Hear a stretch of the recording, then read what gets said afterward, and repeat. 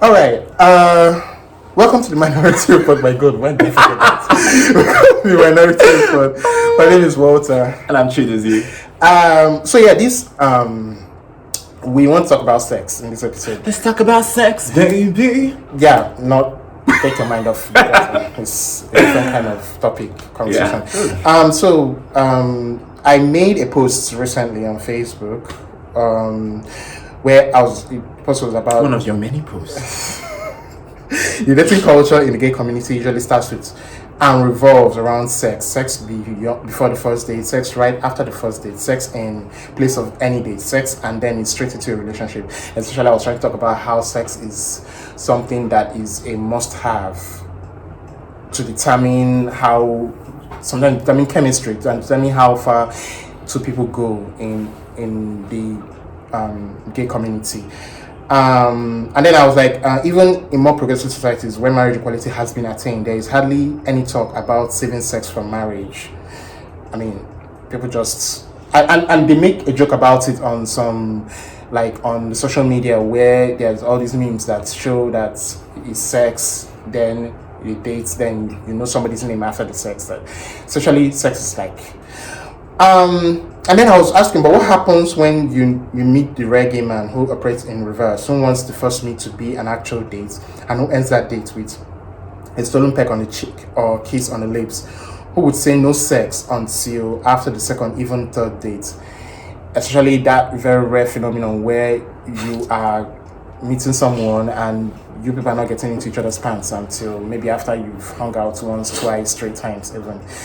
And it was interesting, the comments I was getting on this post. A lot of people who were all about, yay, sex, like that person who's saying no sex until after this first date or second date, check him, he must have a small wiener or something.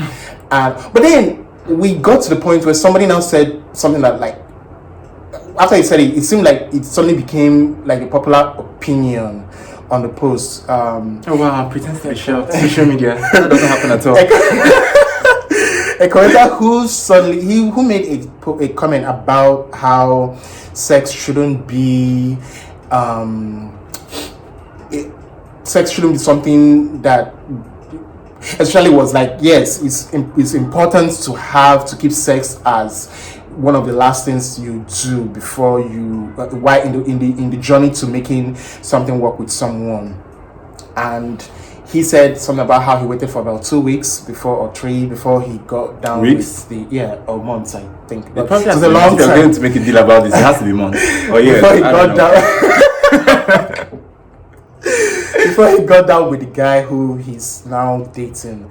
And there was, when he made that comment, there was all these other people who were agreeing, and it was all about how, oh yeah, you have to form intimacy without sex. Sex confuses the intimacy, and people don't last when you start with sex, and you need to give time to really know someone before. This guy has a lot of things to say about this. Just, but yeah, that's that. Actually, in this topic, I don't know what they are talking about when they say that. I have never had to wait. Yeah. To have a relationship, sex has to be a very important factor. But it gave me pause for us to talk about that.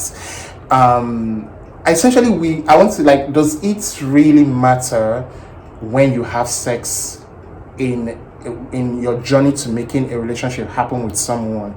And is there really like any confusion when if sex becomes one of the first things you do? Is there a confusion about the intimacy you are able to achieve when you are having sex?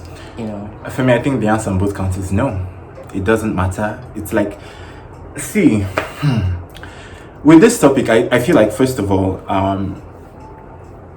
a lot of the things are like really personal. When you think you want to have sex, it's really personal. It's your business ultimately. But I think these things are also echoes of larger societal issues.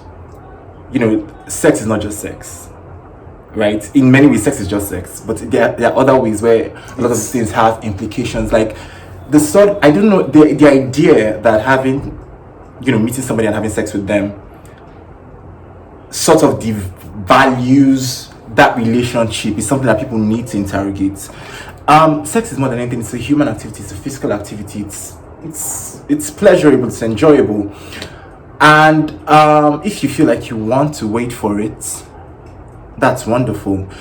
But it has nothing to do with sex as being a physical activity or anything. It has no implications for sex at all. It has implications for you as a person and the notions you have about sex. So a lot of people romanticize this notion of sex. You know, they have this dreamy idea. You're probably wind of means, but I have this dreamy idea of what sex is supposed to do in a relationship or what sex is supposed to do for you. Sex is bumping uglies.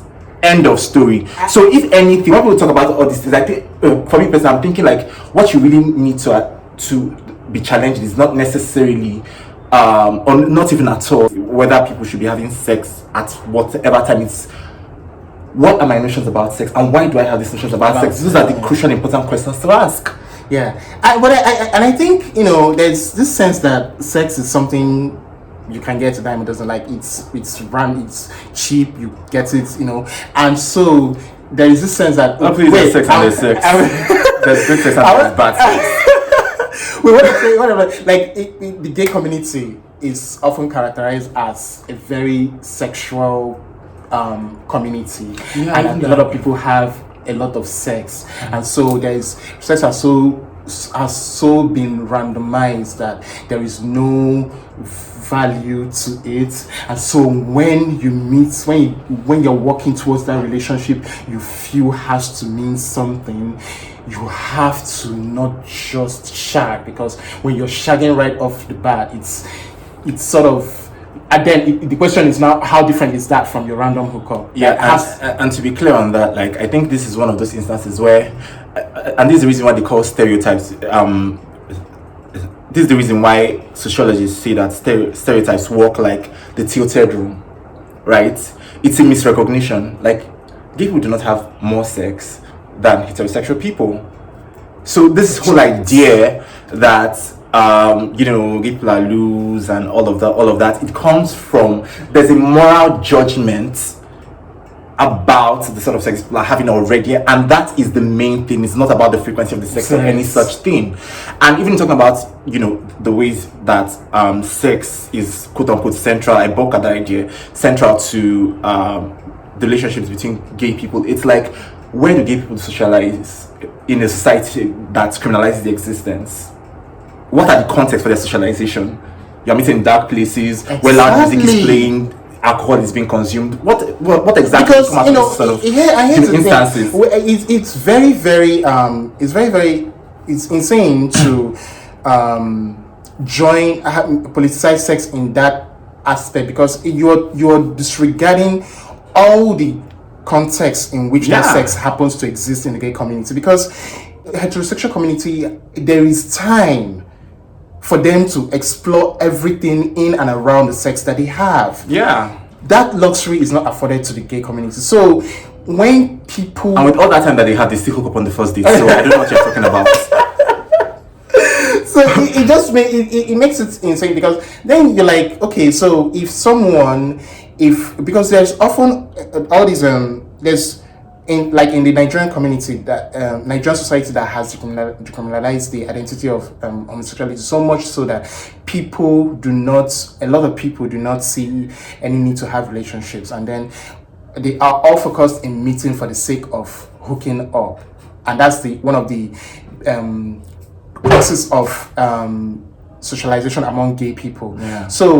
But you cannot compare that to relationships that are fostered on a heterosexual level, because there is the general understanding that this could lead somewhere. And so when somebody says, you know, let's not just have sex just yet, or whatever sex that they are having essentially feels like is being had in preparation for something. Whereas here we just know what we want and we're going for it. And I mean, this even generally speaks to what really irritates me whenever the conversation around sex is being had, you know, as it relates to same-sex attracted people. There's always this need in having this conversation to sort of like desexualize gay relationships, and I don't understand why that is a necessary thing to do. Like it's it's a part, sexual attraction and all of those things are part of humanity. Like, people actually fuck. So Here's the funny thing too. Like, sex isn't sex is praised when in a heterosexual relationship. Sex is praised for the men that are having it. Sex is approved for the men that are having it in the heterosexual context.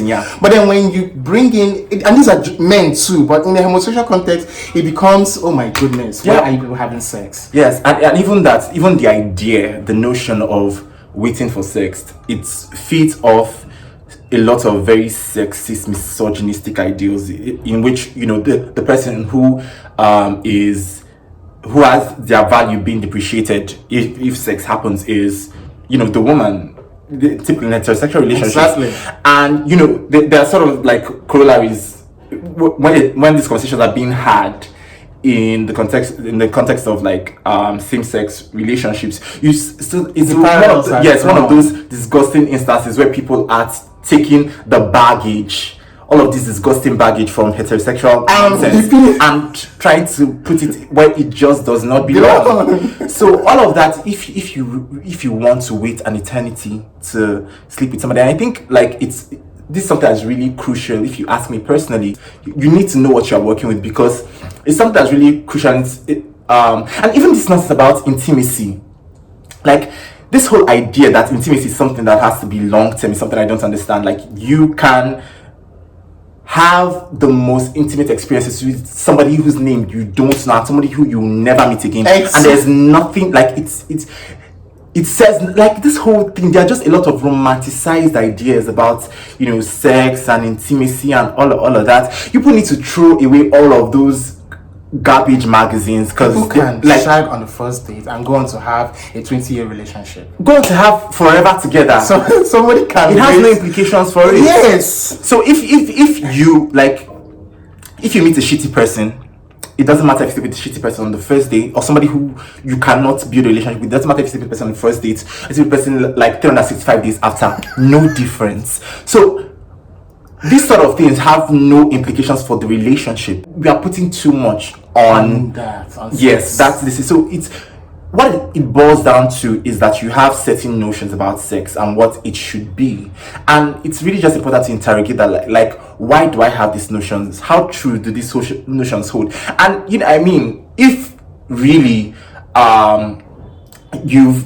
if really these things worked, right?